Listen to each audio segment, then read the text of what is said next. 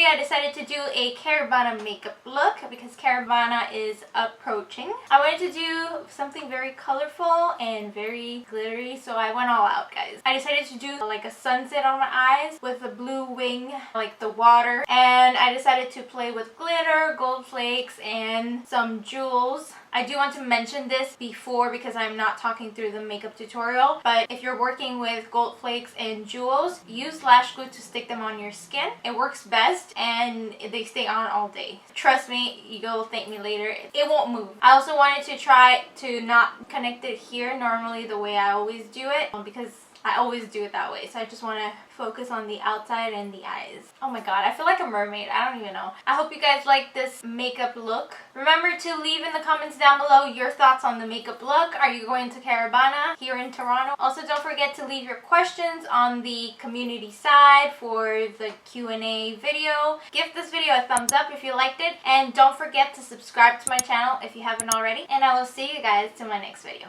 Bye!